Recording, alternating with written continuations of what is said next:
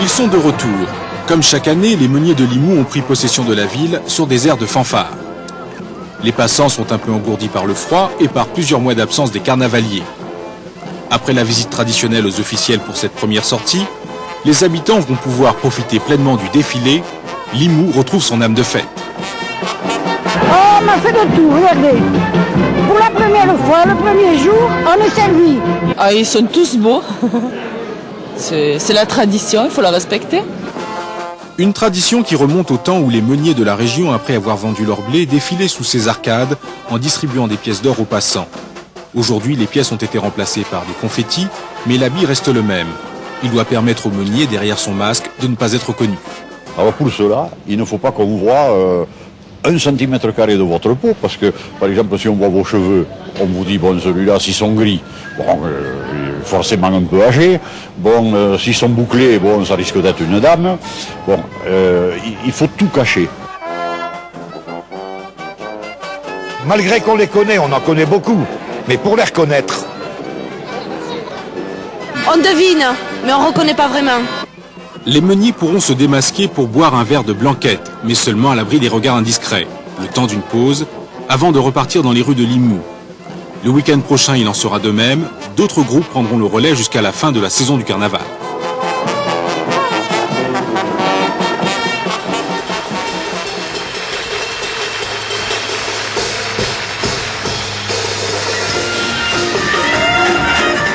Au carnaval des danseuses anonymes. Derrière un masque et sous des tonnes de vêtements, elles n'existent qu'au travers d'un surnom, les Touloulous. Déguisées de pied en cap les soirs de carnaval, elles peuvent ainsi choisir leur cavalier dans le plus strict anonymat et donner libre cours à toutes leurs envies. Dans la caverne des Touloulous, pas moins de 300 robes à leur disposition. De 400 à 1000 francs l'unité, des trésors de dentelle et de broderie qu'elles s'échangent au fil des semaines pour ne pas porter 2 balles de suite la même tenue. Des robes confectionnées le plus souvent depuis l'été par des couturières amateurs, comme cette responsable d'un office du tourisme. Donc là, c'est mon congé annuel 97. Donc ça me permet de coudre tranquillement. Pour tromper les cavaliers les plus perspicaces, les reines masquées du carnaval guyanais consacrent près de 2 heures à leur habillage, prêtes à tous les artifices pour demeurer méconnaissables. Ça sera plus facile pour le déhanchement quand on a la taille serrée. Peu disposées à laisser apparaître le moindre centimètre carré de peau, elles revêtent selon la tradition perruques et cagoules, quitte à se rembourrer de coussins ou à se parfumer différemment pour n'éveiller aucun soupçon. Ah, c'est pas le parfum quotidien, ça. Hein. Dans le champ, il faut changer les... Jamais. Ah, tu mets ça toujours? Oh, mais dis non, mais tu es très chic, toi. Toujours très chic. Moi, par exemple, je sais que j'invite beaucoup plus souvent mes amis, les gens que je connais. Et je les taquine vraiment à fond. Je leur dirai pas tout ce que c'était moi, mais peut-être 1 ou 2 semaines après, je leur dirai au fait le Touloulou vert et noir. C'était moi. Hein. Et ils n'ont pas l'air cons hein, dans ce cas-là, je vous assure. Hein. L'occasion est en effet trop belle d'inviter à danser les meilleurs amis de leur mari comme leur chef de service, sans qu'aucun d'entre eux ne puisse soupçonner qui se cache derrière ce masque. C'est très important pour nous Guyanaises et c'est quelque chose qu'on apprécie d'autant plus que nous sommes intimement convaincus que dans le monde entier, il y a des femmes qui rêveraient d'avoir cette domination, ce pouvoir pendant quelques heures. Et on en profite, on les taquine, on les amuse, on leur fait des bisous, des petits câlins, on danse si on veut, et si on veut pas, on danse pas, et si on veut danser calmement ou un peu plus sauvagement, on peut. Pour nous sommes des Touloulous posés.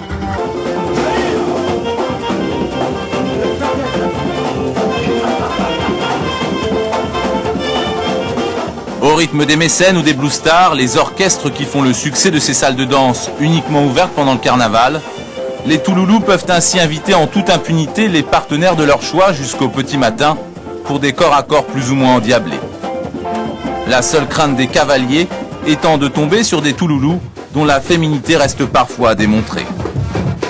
Car quelques heures plus tard, c'est dans les rues de Cayenne, sans gueule de bois mais toujours à l'abri d'un masque, que les Touloulous mettent un terme à ce 6e week-end de fête depuis l'Épiphanie. Encore quelques jours de carnaval et il leur faudra retrouver leur vrai visage jusqu'à l'année prochaine.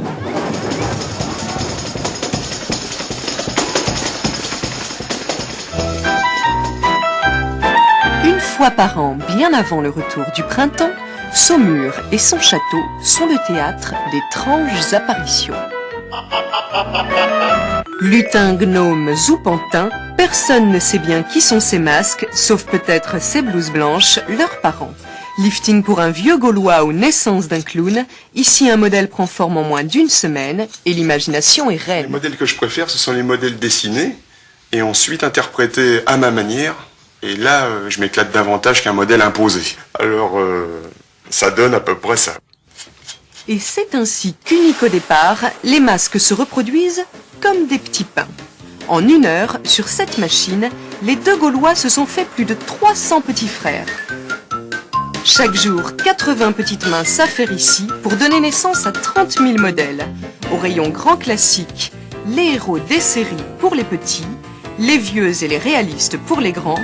En tout, pour les gens, ce sont plus de 3000 façons de changer de peau. Ils recherchent un changement complet de personnalité, ils veulent se transformer, s'amuser, délirer. Donc ils recherchent obligatoirement l'opposé de ce qu'ils sont souvent.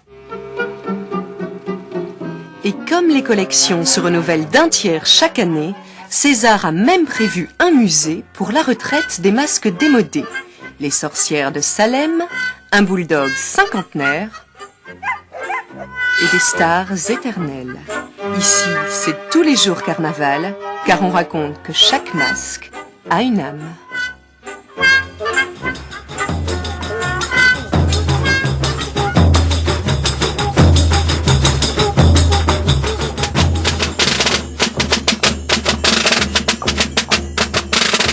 Il est 4 heures du matin et de drôles de bibendums traversent la nuit au rythme du tambour. Le rituel de ce carnaval de Binche est immuable depuis des siècles. Les Gilles, ces drôles de personnages, vont ainsi parcourir les rues jusqu'à la nuit prochaine. Marcel attend que ses camarades viennent le chercher. La préparation de son costume est une opération qui prend plusieurs heures et qui se termine par le bourrage de paille. Un geste symbolique que seuls les habitants de la ville sont autorisés à pratiquer. Le rôle du bourreur est très important. Il ne s'agit pas d'être mal bourré d'abord. Et il ne faut pas oublier qu'on est parti quand même pour un certain nombre d'heures et il est très important que ce soit bien placé pour ne pas être irrité. Pour être Gilles, il faut être de Binche, c'est obligatoire. Et c'est un honneur que personne ne refuse. Tous les ans, les sociétés officielles intronisent un nouveau membre. Il suffit d'avoir l'âge de marcher et d'avoir le rythme dans la peau. Et le cortège repart, prenant peu à peu des couleurs lorsque le jour se lève. Les épouses suivent. Le désordre apparent a été organisé pendant plusieurs semaines de répétition. Dans toute mon année, du 1er janvier au 31 décembre, je ne vis que pour ça et tous mes copains ne vivent que pour ça. Pour nous, le carnaval, c'est une préoccupation de tous les jours. Mais ça ne se manifeste pas au travers du costume que nous portons. Ça se manifeste au travers de l'amitié que nous portons auprès de chacun d'entre nous. Les Gilles mettent parfois leur masque car le jour de carnaval, on abolit toutes les différences, on ne respecte plus les puissants. Il est midi, la grande foule venue de toute la Belgique et du nord de la France a envahi les rues de la ville de Binche. Les Gilles ont coiffé leurs plumes d'autruche, les grillages protègent les vitres des jets d'orange. La grande ronde peut commencer.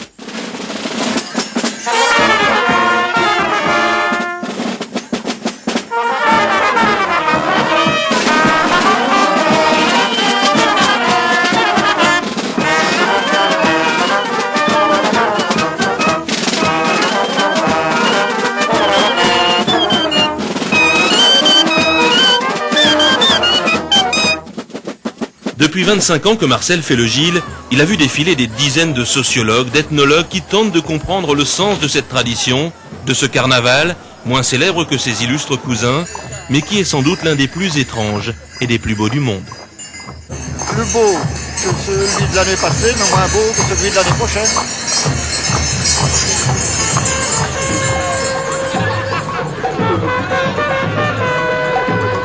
À Cournonterral, depuis des siècles, on est ponctuel. À 10 heures, ceux qu'on appelle les sales, autrement dit les plus cochons, parcourent le village derrière une échelle vivante, bien imbibée déjà de divers alcools. Discrètement, des comportes, pleines de lits de vin mêlés parfois d'excréments, sont alors déposées ça et là, en attendant que les paillasses ne se déchaînent. Alors les commerçants, prudents, se calfeutrent. pour pas avoir de lit de vin sur les vitrines, pour pas disons, refaire tout passer au Karcher, etc. On est bien obligé. Ils en mettent partout. Hein. Partout. Les paillasses donc que dès 13h, comme leur nom l'indique, ont bourre de paille sous des sacs de jute, qu'on coiffe d'un gibus orné de plumes de dindon, du buis aux épaules et qu'on masque d'une peau de blaireau. Une tradition vieille de 6 siècles, à l'époque où les habitants d'ici durent mettre au point un fin stratagème pour se fournir en bois de chauffe, très abondant autour du village voisin. Les habitants de Contreral qui souhaitaient aller ramasser du bois dans les campagnes aux alentours, donc Omelas, ont été pourchassés par ces gens. Donc le seigneur de Contreral, Guillaume de Cournon, quand il a vu cela, il a décidé d'habiller les gens de Contreral, de les accoutrer de cette façon. Effectivement, quand ils sont arrivés dans les bois là-bas, les autres d'Omelas ont pris peur. Et donc depuis chaque année, on répercute dans cette festivité. Qui fait effectivement peur dès 15h quand soudain devenus fauves, les monstres de paille jouent à plonger les blancs et les sales, officiellement leurs ennemis, dans la bouillie malodorante et cela jusqu'au crépuscule. Avec en prime, dès lors, une haine avouée pour les caméras de télévision. Le temps pour Cournonterral de plonger dans une semi-barbarie, d'ignorer les lois, car ici, tout ou presque est permis. De 15h à 18h, il n'y a pas de loi, il n'y a pas de maire, il n'y a pas de police, il n'y a pas de gendarmerie. Il n'y a ni Dieu ni maître pendant 3 heures dans ce village. C'est les paillasses qui sont les rois de la fête. Une journée complètement folle, d'où ils sortiront tous épuisés, agresseurs et victimes, cassés, mais paraît-il heureux d'avoir participé au plus sauvage, au plus scatologique aussi, des carnavals de France.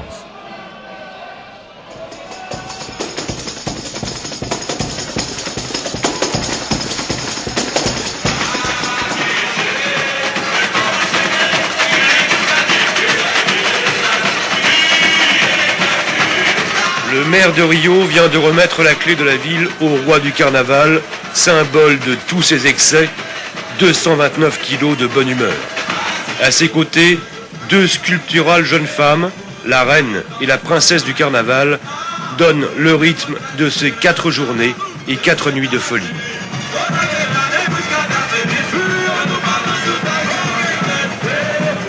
Au même moment, sur une des artères principales du centre-ville, les grands magasins et les banques protègent leurs façades contre les traditionnels débordements. 30% des cariocas, les habitants de Rio, vivent dans une misère absolue. Pour eux, certaines vitrines relèvent de la provocation. Avec la folie du carnaval, il y a toujours de la casse, surtout pour les vitrines. Il n'y a pas de sécurité. La police, elle aussi, elle fait la fête. Un peu plus loin, devant le Sambadrome, les danseurs de samba s'échauffent. Les écoles les plus prestigieuses comptent jusqu'à 5000 participants. Les moins expérimentés, comme celles qui défilent ce soir-là, se contentent d'une quinzaine de personnes. Malgré des mois de préparation, la mise en place des chars et des danseurs se fait dans une pagaille toute brésilienne. Heureusement, chariots, élévateurs et grues pallient la grâce aérienne incertaine de quelques angelots aux allures de déménageurs. La construction du Sambadrome, dont les gradins sont loués à des sommes exorbitantes, a fait perdre à ce défilé populaire qui se déroulait autrefois dans la rue une grande partie de son âme. Restent les parades de quartier. Celle d'Ipanema, exclusivement composée de travestis, d'homosexuels et de sympathisants, attire une foule de curieux branchés, fascinés par ces étranges créatures qui rivalisent de charme avec les métisses brésiliennes. La nuit, les bals de rue comme celui-ci au centre-ville, animés par les écoles de samba, sont plutôt rares. Ces dernières préfèrent se produire dans des enceintes privées, clubs ou grands hôtels. L'entrée est hors de prix pour les plus pauvres. Ce sont pourtant eux qui ont inventé au début du siècle cette fête païenne, devenue aujourd'hui une immense foire commerciale.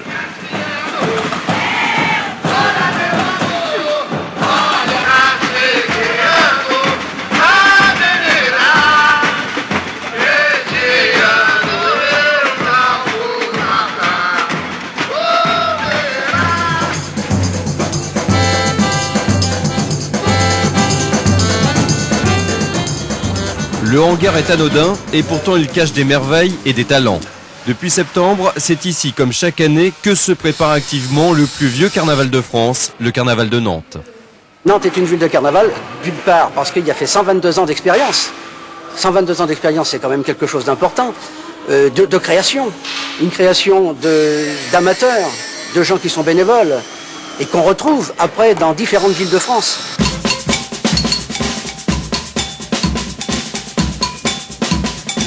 Et oui, à Nantes, on ne se contente pas de fabriquer des chars et des grosses têtes pour le carnaval de la ville. D'autres villes, comme Amiens, Libourne, Mulhouse et bien d'autres encore, n'hésitent pas à venir se fournir ici.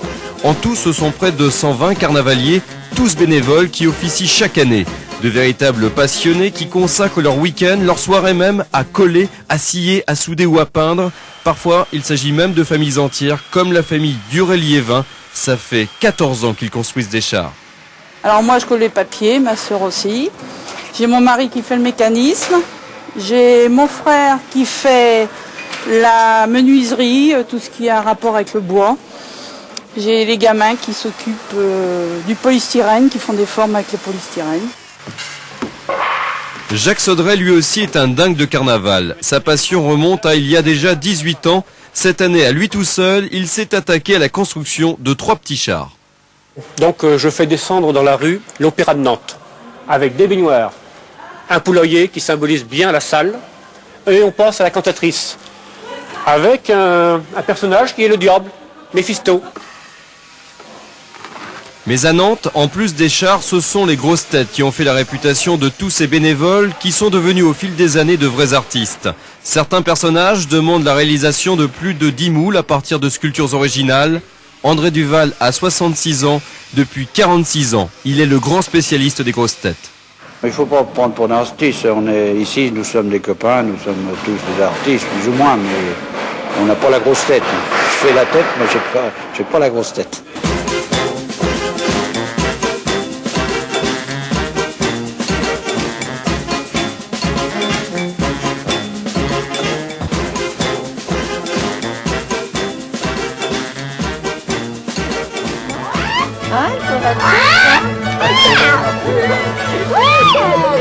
Changer de plume, changer de peau, carnaval et fêtes costumées permettent de souffler un peu en quittant le quotidien. Pour se défouler, révéler un aspect caché de sa personnalité.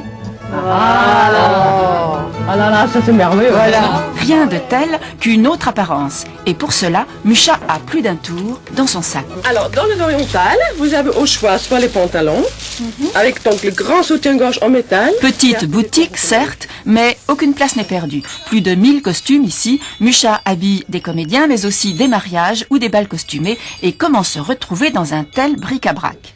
Chaque chose a sa place. Il y a le 18e, le 16e, le 17e, les hommes, les femmes, enfin, ça n'a pas l'air, mais chaque chose doit être à sa place, sinon c'est impossible. On peut bouger quand même? Oui, j'arrive à enlever un peu les bras, enfin ça va, quoi, je suis à l'aise.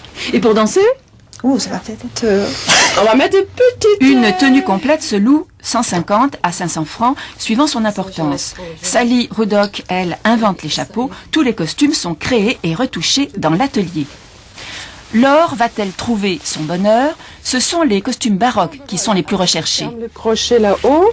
Alors, cette petite robe semble venir tout droit de la cour de Louis XV. Elle pourrait bien être la bonne. Elle est moins compressée que l'autre, donc je pourrais plus manger. Voilà, le carnaval se terminera pour laisser la place au printemps, mais pas pour tout le monde, puisque costumes et déguisements permettent de donner un ton à toutes les fêtes.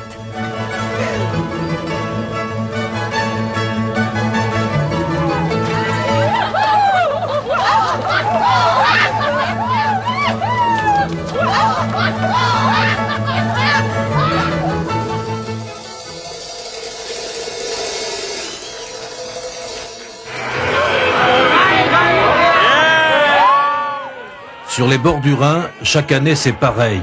Les femmes soudain prises de frénésie partent à la chasse aux cravates, symbole de la domination masculine, et pas une n'échappe à leurs ciseaux vengeurs. À Carnaval, les femmes prennent le règne surtout, quoi. Alors on coupe la cravate aux mecs pour montrer qu'ils n'ont plus rien à dire. Ce matin, j'ai pris le temps dans mon armoire de choisir une cravate. Et j'ai pris celle-là. Ça ne sera pas une grosse perte.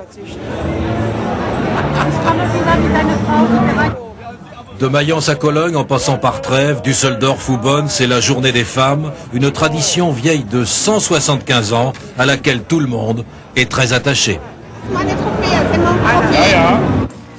C'est ainsi, pendant 24 heures, les hommes ne comptent plus. Les dames prennent le pouvoir et ils leur laissent volontiers la place. Pour mieux montrer leur soumission, certains n'hésitent d'ailleurs pas, habillés de vêtements féminins, à laver leur linge sale sur la place publique. Et puis à 12h15 précise, un commando d'Étaïr prend la mairie d'assaut et s'empare des clés de la ville. Le maire ici est leur complice. En tant que femme, moi je les aide à conquérir la mairie et à régner sur la ville. Rassurez-vous, si ces dames de 7 à 77 ans font ainsi le trottoir, c'est simplement pour s'amuser. Oubliez le travail, la famille, la cuisine, le boulot, la routine quotidienne. Pour ces Amazones en goguette, il s'agit pendant 24 heures de mettre un peu de couleur dans une vie souvent grise. Les hommes restent à la maison, nous on s'amuse à fond. C'est notre jour. D'habitude, on ne s'ennuie pas, mais on est un peu stressé. Alors là, on décompresse, on en profite. Cette journée des femmes à laquelle les hommes, tout émoustillés, participent aussi dans l'espoir de draguer un peu, en Rhénanie marque le début de ce qu'on appelle les jours fous du carnaval. 5 jours de fêtes ininterrompus, ils sont décidément fous, ces Germains, et les Germaines, encore plus.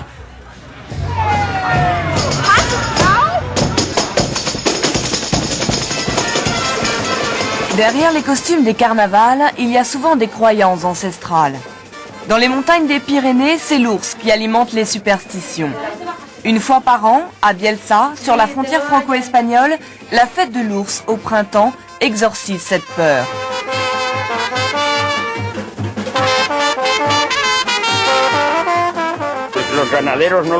Les bergers n'aimaient pas l'ours parce qu'il mangeait les animaux. Il apportait le mal dans le village. La légende raconte que l'ours est le gardien des enfers. Pendant qu'il hiberne, il retient les âmes des défunts. Au printemps, lorsqu'il se réveille, les âmes s'envolent vers les villages et les jeunes filles effrayées s'enferment chez elles. Seul leur héros pourra les sauver du mal. Pour lui, Maria, avec l'aide de sa tante, se part de ses plus beaux atours.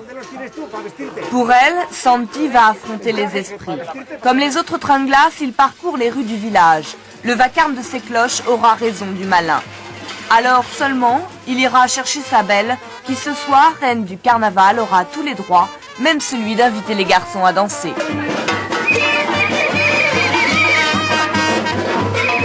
À toute légende, une fin heureuse.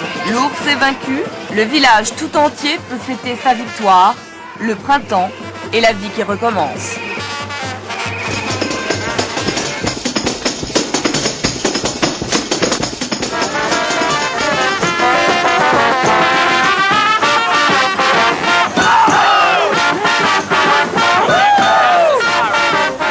Le jour de Mardi Gras, le quartier français de la Nouvelle-Orléans revêt ses habits de fête.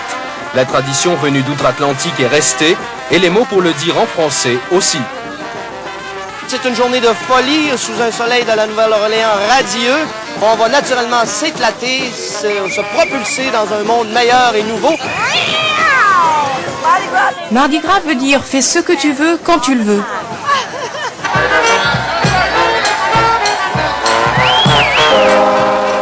La veille, le roi du carnaval est arrivé sur le Mississippi. Il est désigné dans le secret parmi les vieilles familles d'origine française. Ses couleurs, le vert, la foi, le violet, la justice et l'or, le pouvoir. Le Mardi Gras, c'est le meilleur de la Nouvelle-Orléans. Tout le monde y participe et c'est ce qui fait sa renommée. Les habitants confectionnent des costumes toujours plus beaux. Ils s'investissent dans la fête. 5 mois de travail pour cette Marie-Antoinette tête coupée. Des milliers de paillettes pour faire briller les pingouins du carnaval. En Louisiane, lundi et mardi gras sont fériés, les écoles sont fermées. Tout ou presque est permis par le roi du carnaval. Se travestir, se déguiser quel que soit l'âge, ou encore boire dans la rue. Happy Mardi Gras! Happy Mardi Gras, darling! Et contre une poignée de colliers, les filles n'hésitent pas à montrer leur poitrine aux garçons.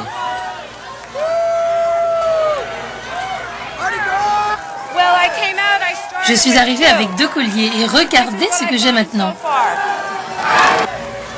À 2 heures de route de la Nouvelle-Orléans, le pays cajun, cette terre d'Amérique où l'on parle encore français. À pointe de l'église, les hommes du village, et seulement eux, défilent pour le Mardi Gras. La troupe, à cheval et à pied, passe de maison en maison. Comment c'est, monsieur David? Oh, c'est bon, c'est bon. On va voir les Mardi Gras aujourd'hui? Ah, bienvenue, le Mardi Gras.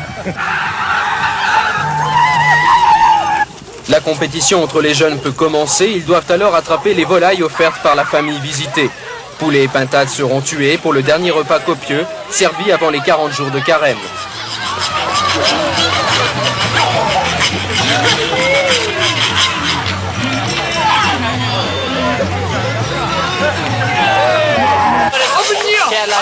Chad Lachile. All right.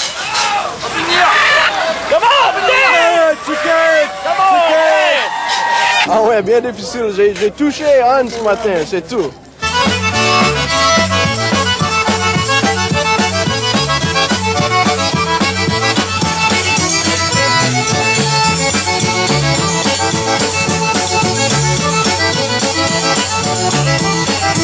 À la fin de la journée, un jury décerne le prix du meilleur costume. Graton a gagné. Et mon nom, c'est Graton Melançon. J'ai cuit les gratons moi-même. Et là, je les ai collés sur mon costume. Et tout quelque chose a sorti bien. La campagne de Louisiane s'est endormie, mais la Nouvelle-Orléans fait toujours la fête. 10 heures de parade ininterrompue pour le Mardi Gras, sans compter les défilés des jours précédents.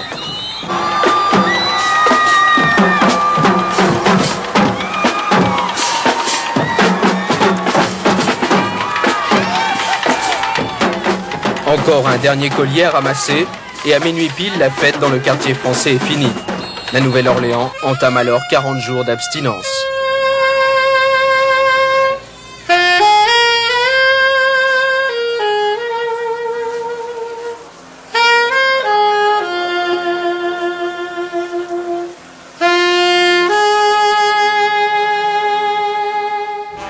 Au XVe siècle, les jours de fête, les riches Italiens lançaient sur les enfants des dragées et des confiseries. Les confetti étaient nés. Depuis le siècle dernier, on se contente d'une pluie de rondelles de papier multicolores. Dans cet atelier, on fournit le pays en munitions festives depuis 3 générations. En ce moment, les machines tournent en continu et perforent 25 épaisseurs de papier pour produire 150 kg de confettis à l'heure. Nos confettis sont jetés vraiment partout en France. On a un réseau à peu près de 450 grossistes au niveau national. Ça peut aller de Roubaix en passant par Dunkerque. On jette également, heureusement, du régional, donc Limoux, Albi, mais on va aussi au Pays Basque, Saint-Jean-de-Luz et bien sûr à Nice. Des confettis vendus en gros à 8 francs le kilo et qui seront commercialisés par petits paquets de 100 grammes vendus 10 francs. La technique n'a guère bougé depuis 100 ans. Et ne risque pas la concurrence d'importations lointaines. Le confetti est trop encombrant, 5 mètres cubes à la tonne. Un bon confetti ne doit pas déteindre. Après la découpe, il est malaxé et débarrassé de toutes les poussières de papier dans des filtres avant d'être pesé et ensachés. Et le métier ne craint pas la morosité économique. Il faut que tout le monde s'amuse pour les confettis. Il faut. Et plus on en fera, mieux ça ira. Là. C'est un métier qui rend heureux de faire du confetti? Oh oui, quand même. On prévoit d'ailleurs cette année que le seul anticyclone de Mardi Gras devrait inonder nos rues de plus de 500 tonnes de confetti. Et aucune région ne sera à l'abri de ces joyeuses intempéries.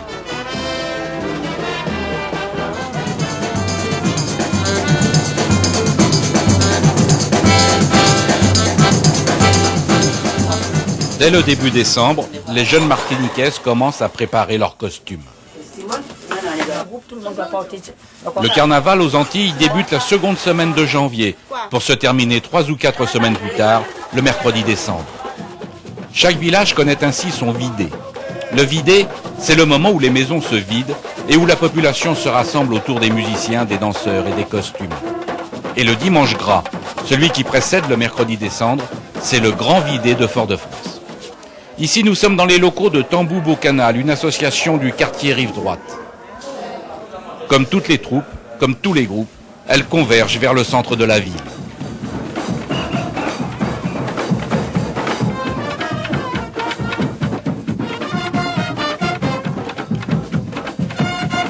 très riche en traditions, ce carnaval de la Martinique. Par exemple, il y a le jour retourné. Ce matin-là, l'homme prend la place de la femme et la femme celle de son mari. C'est l'occasion de solides règlements de compte. Et puis, il y a les Diables Rouges. Dès le début du carnaval, le diable fait son apparition. Pas tous les diables, hein. Il y a un gros diable avec quelques diablotins derrière, un gros diable à glace, qui parcourt la ville en chantant « Bia, bia, bi, car mon big diable d'héros ». Alors les enfants se massaient autour du diable et suivaient ce diable et les enfants chantaient aussi. Pourquoi? Parce que le diable à certains moments envoyait de l'argent. Le carnaval a son roi, bien sûr. Vaval, c'est son nom. Toute l'île le fête, et puis le pleure le mercredi des cendres. Car ce jour-là, Vaval meurt, en flammes sur le bûcher, en compagnie de Bois-Bois. Le Bois-Bois, c'est une grande perche au bout de laquelle il y a un mannequin. Mais un mannequin spécial fait pour représenter une personnalité. Un exemple, s'il y a eu des élections, ah ben, le perdant savait qu'il devenait le Bois-Bois. S'il y a un fait marquant, à côté de Vaval, on mettra ce fait marquant. Hein? Je suis sûr que cette année, comme nous parlons de la vache folle, je suis sûr qu'il y aura une vache folle à côté de Vaval. En Martinique, tout le monde participe au carnaval. Massé sur les trottoirs, une bonne partie de la foule finit toujours par se jeter dans la ronde derrière tel ou tel ensemble de musiciens dont les rythmes provoquent cette irrésistible envie de danser.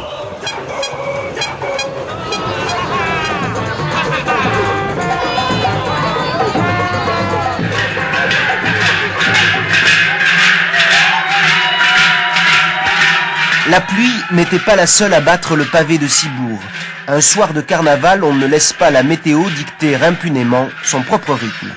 Alors voici d'abord les Yoaldoun, les sonneurs de cloches qui donnent le tempo et emmènent la fête.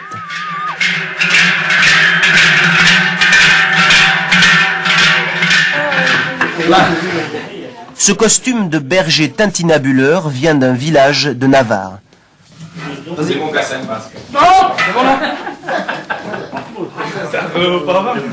Il faut serrer assez haut parce qu'il ne faut pas que les cloches elles bougent.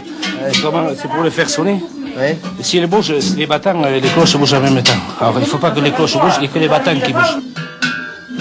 Depuis une dizaine d'années, des groupes folkloriques côté français reprennent cette très vieille tradition. Les Yoaldoun arpentent les rues pour chasser les mauvais esprits. Et il en faudra des pas et des pas en ce premier soir de carnaval, car c'est la nuit des sorcières. Elles étaient nombreuses, paraît-il, dans ce quartier populaire de Ciboure.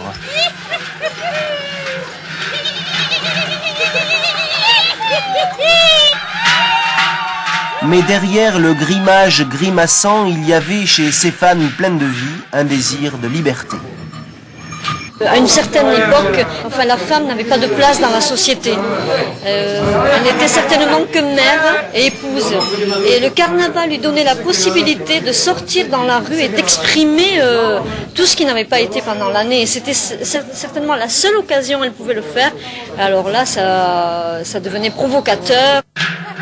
On en a brûlé pour moins que ça. Mais les flammes de la nuit des sorcières ne symbolisent pas les bûchers de l'Inquisition. Elles annoncent plutôt les derniers feux de l'hiver, le retour du printemps, la vie qui reprend, l'envie de faire la fête, le carnaval.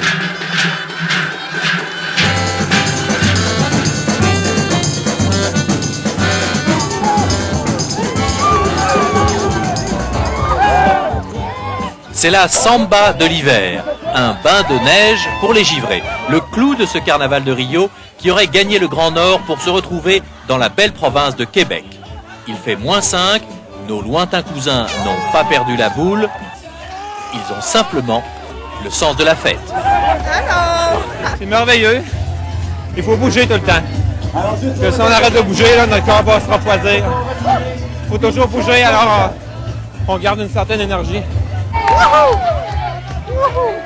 Vive le carnaval! Le carnaval de Québec dure 17 jours. C'est une fête très familiale sur les plaines d'Abraham, transformée en immense terrain de jeu au pied du Parlement et du château Frontenac.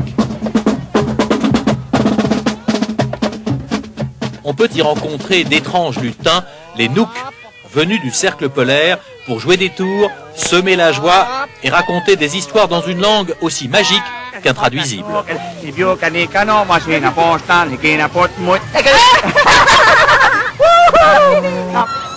Pendant que les parents se reposent des excès de la nuit, les enfants peuvent se perdre dans des labyrinthes de glace avant d'aller saluer Sa Majesté Carnaval. Au royaume de l'hiver, c'est évidemment un bonhomme de neige. Je suis le maître de cette fête et tous les gens chaque année m'accueillent avec un très grand plaisir ici à Québec. C'est ma ville. Ceux qui viennent au carnaval peuvent participer à la Grande Virée, célèbre course de chiens de traîneau, ou applaudir les équipages qui remontent le Saint-Laurent à la rame ou à coups de crampons lorsque la glace refuse de céder.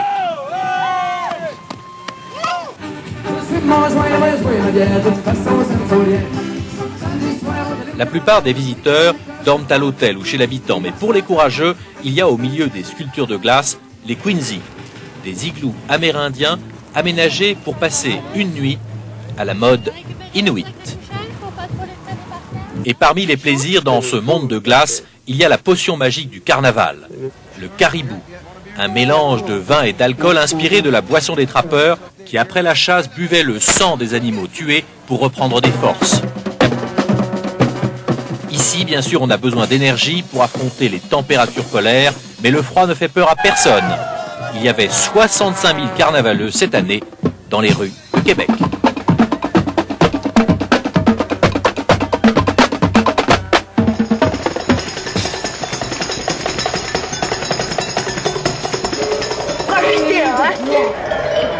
De la peinture particulière. La préparation du carnaval d'Alsaçois ressemble presque à un jeu d'enfant, et pourtant la séance du barbouillage est parfois dure à avaler. C'est du vrai sang? Oui, oui. Du sang de quoi? Du sang de cochon ou de vache. Même combat pour les filles. Mais ici, plus rien ne les effraie. Le maquillage, c'est une question d'habitude. Nous sommes tous des assassins. Nous tuons les gens. On se fait des cicatrices et on met du sang sur les visages et sur les avant-bras.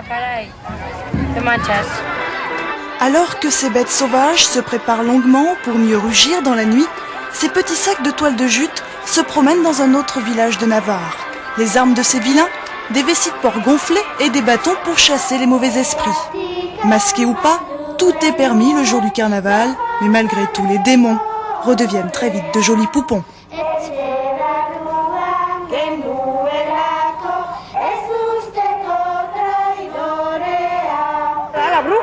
Je suis la sorcière, je représente la force du mal qui vient jeter des sorts aux bonnes gens. À Ariscoun, d'étranges personnages guettent la sortie de l'ours. Le réveil de la bête annonce ici la fin de l'hiver. Cet ours sauvage, mieux vaut l'observer de haut. Affamé, il cherche ses proies à l'aide de ses acolytes en furie. Les légendes basques racontent que l'animal enlève les femmes et les séduit. Mais le plus fou de ces rituels reste peut-être celui d'Alsaçois. Loin du folklore des confettis, nos ensanglantés se sont cachés sous des peaux de mouton et des masques à cornes pour sévir dans les rues de la ville afin de pourchasser le mal. Malgré les poursuites effrénées et les quelques coups de fourche donnés au passage, rien n'arrête les Espagnols. Ils sont chaque année de plus en plus friands de ces longues nuits endiablées.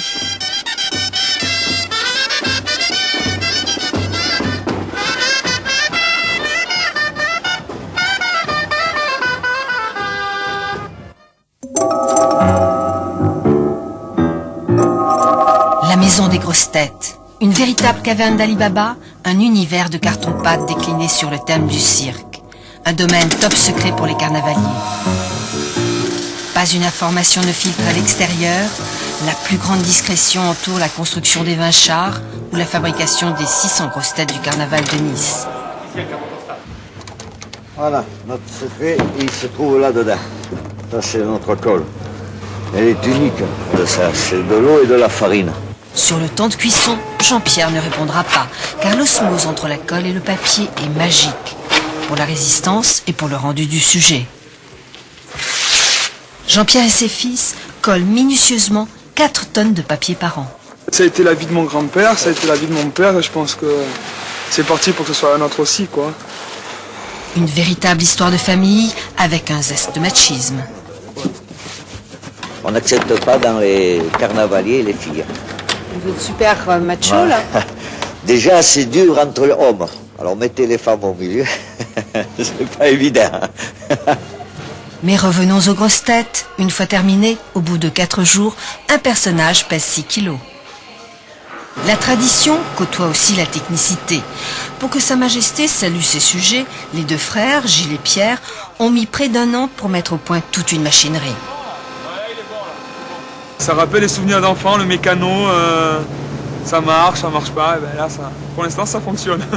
Du haut de ses 14 mètres, de ses 7 tonnes, Sa Majesté garde tout son mystère jusqu'à sa sortie officielle. On sort de nos mains, tout étant, on ouvre les grandes portes de la maison du carnaval. Quand on voit notre char sortir, on a la chair de poule quand même.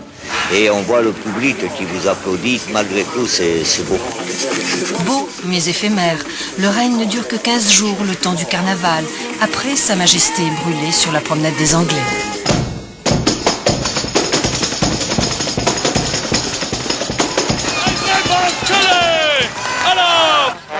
Alaf, ce qui en gros signifie « après moi le déluge ». Tel est le maître mot du carnaval de Cologne. Et cette année encore, la fête fut colossale, avec comme temps fort le défilé du lundi gras. Un cortège long de 6 km avec 50 chars, 111 fanfares, 400 cavaliers, 8000 participants. Ils se frayent difficilement un chemin parmi des centaines de milliers de badauds excités et joyeux qui, comme le veut la coutume, sont tous maquillés et costumés, des costumes qui sont parfois hors de prix. Camélé, hurle la foule qui en retour reçoit un véritable déluge de cadeaux et de sucreries. 140 tonnes de fleurs, de bonbons et de chocolat ont été distribués, de quoi chauffer l'ambiance. Formidable, c'est le pied, unique, génial. Une fois disparu le dernier char sur lequel trône le prince du carnaval, la fête continue pendant des heures dans les rues et dans les bistrots.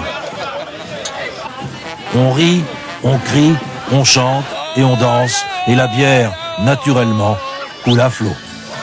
Bacchanal frénétique, célébré dans toute l'Allemagne catholique, de la Rhénanie à la Bavière, que les gens du Nord, luthériens et austères, regardent avec beaucoup de mépris. Ils ont tort, rien de plus sain que de voir un peuple aussi policé se livrer ainsi à tous les excès, une fois par an.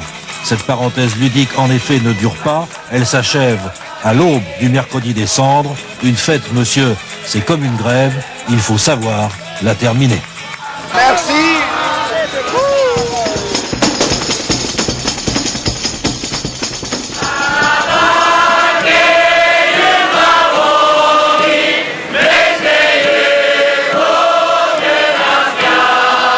Entrée triomphale de carnaval dans la ville du bon roi Henri. Ici, le prince du Mardi Gras se fait appeler sans pansard, allusion à son ventre repu.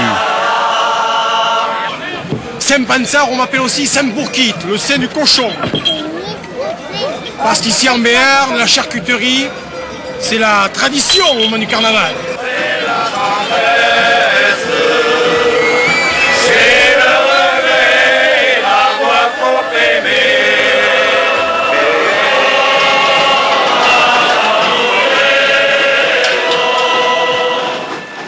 Ils sont venus des 4 coins du Béarn pour célébrer ce moment de fête et de vie avec leur voix polyphonique, selon une vieille tradition haussalloise, le passe à carrère. C'est le passe-rue en français, et c'est un chant qu'on danse dans la rue. Ce sont 2 groupes qui se répondent.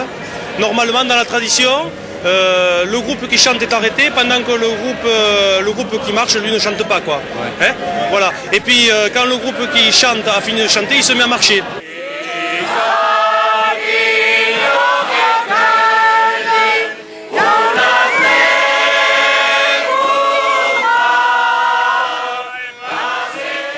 Car ici, on l'aura compris, on chante de 7 à 77 ans, riche ou pauvre, avec ou sans béret, pourvu que les paroles soient en béarnais.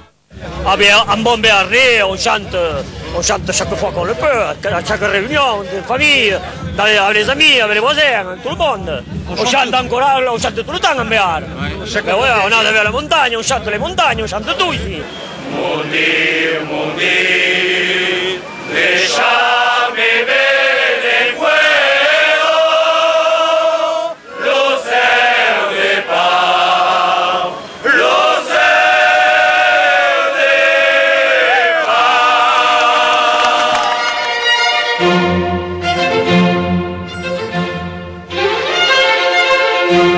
Le décor est toujours le même. La musique ne change pas.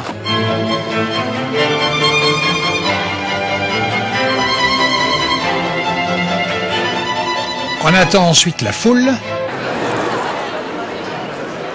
pour qu'enfin entrent en scène les masques.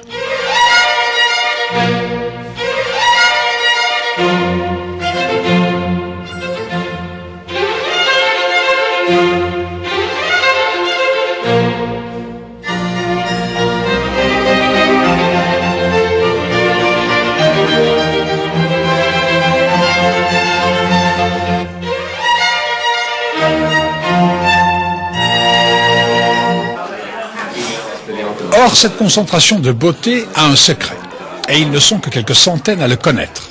En voici quatre initiés, 3 Français et un Italien. Et leurs journées à Venise sont aussi longues que délicieuses. Alors voilà, cette année, mon carnaval, c'est 14 costumes. Frédéric, c'est son 4e carnaval. On commence avec un costume très mal fait, avec aucune idée, et lorsqu'on se trouve dans le carnaval, c'est le carnaval qui vous fait les costumes. On regarde d'abord ceux des autres un petit peu, et puis on se dit qu'en fin de compte qu'on veut être mieux, encore plus beau. Et puis on regarde la place Saint-Marc et la basilique, et on a envie de faire aussi beau et même encore plus beau. Alors cette année, c'est 5 costumes, et puis des manteaux, des capes, et puis celui-ci en particulier, mon costume d'apparat. Yannick, 4e carnaval également. Une merveille. Marie-Laure, même ancienneté, un costume de plus chaque année, et beaucoup de travail. Eh bien, les choses un peu faciles, c'est moi. J'essaye de trouver de très beaux tissus, faire les jupes, les chemisiers. Enfin voilà, je couds. Enfin, Paolo, l'Italien du groupe, 8 carnavals à son actif, lui aussi une petite main à ses moments perdus. Ah, ça c'est mon chef d'œuvre. Un an complet de travail. Il est très lourd. C'est 20 kilos. J'ai posé tout à la main. Et c'est vraiment très... C'est beaucoup de travail. Oui, mais le résultat est là. Et pour leur première apparition quotidienne, entre 11h et 13h, Marie-Laure, Frédéric, Yannick et Paolo font des étincelles. Alors, musique.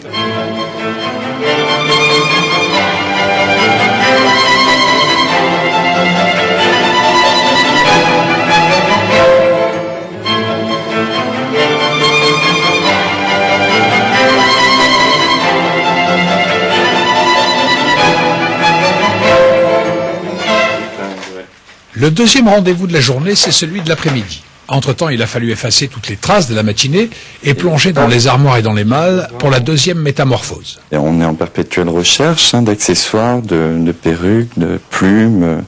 Non, on y pense toute l'année en fait. On y pense à chaque fois qu'on se promène, à chaque fois qu'on chine, on trouve des accessoires, on regarde et sans arrêt, toute l'année on pense au carnaval en fait. On ressent comme un frisson, il faut le vivre pour le sentir je pense. J'ai l'impression toujours de passer un examen de passage et celui de Venise est vraiment un examen très difficile. Et lorsqu'on est habillé de cette façon, on fait vraiment partie de Venise.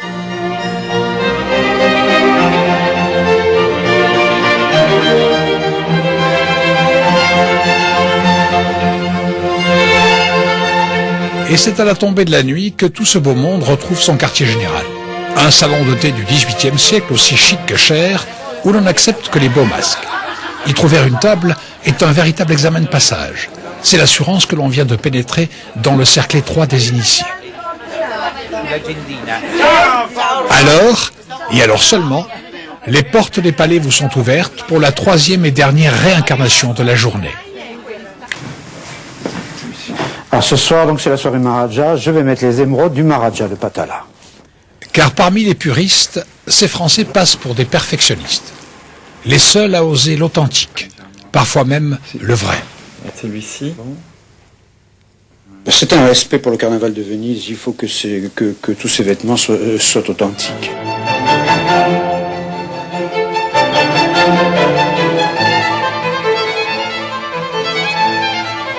Et ce sera la seule fois de la journée où les masques vont se faire discrets.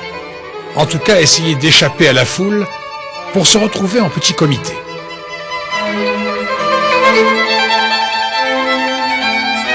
Ce sont les fameux petits bals du carnaval de Venise.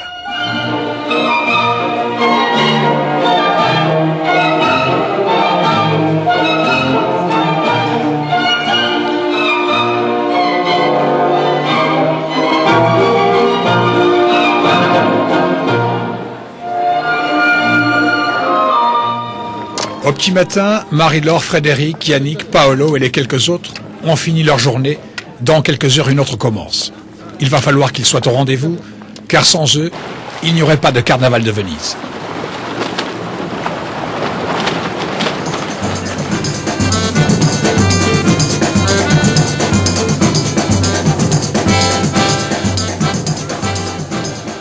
Le carnaval de Dunkerque, c'est plus de 2 mois de fête, et la bande des pêcheurs est la plus célèbre. À 14 h, plusieurs milliers de carnavaleux se rassemblent sur la place de la gare et se préparent pour 6 heures de chahut. Vous savez, j'ai pas un poil sur la tête, et quand la musique va démarrer, tout le restant de mes poils vont se lever et démarrer, et puis je vais être super bien. Le carnaval est issu d'une vieille tradition des pêcheurs qui faisaient la fête avant de partir en mer. Mais dans la cité de Jean Bart, la référence au célèbre corsaire est également permanente. C'est le seul corsaire dunkerquois qu'on avait du Nord. Donc on est fiers de faire le carnaval pour lui, pour sa mémoire, à sa mémoire. La bande est très organisée. À l'avant, le tambour-major et sa cantinière qui mènent la danse, puis la fanfare.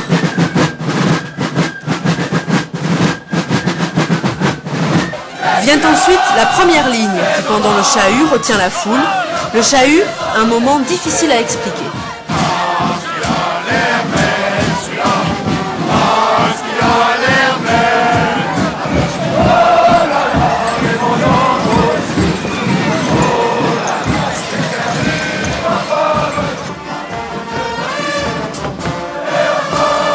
Le défilé durera 3 heures jusqu'à l'hôtel de ville où a lieu le fameux lancer de harengs et de homards. Seuls quelques privilégiés ont le droit de lancer les poissons. Parmi eux cette année, Emmerich, qui a gagné un concours de dessin sur le carnaval, accompagné par son père, un habitué de la bande. C'est un goût particulier, oui, très particulier. C'est vrai que jeter le hareng, c'est pas permis à tout le monde, quoi. Donc on a cet honneur, on fait honneur, quoi. Une fois que les homards et les 450 kilos de harengs sont lancés, direction le rigodon final sur la place Jean Bart. 1 heure de chahut ininterrompu, pendant laquelle les corps dégagent tellement de vapeur que le brouillard semble tomber sur la ville.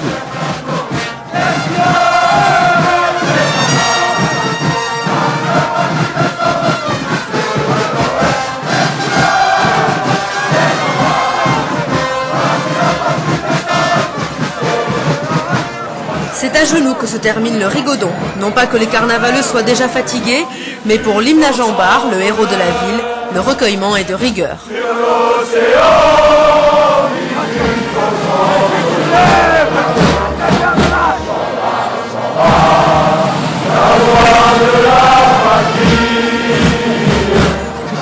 Le carnaval n'est pas pour autant fini. Spontanément, la bande se reforme et les carnavaleux continueront la fête toute la nuit, voire toute la semaine.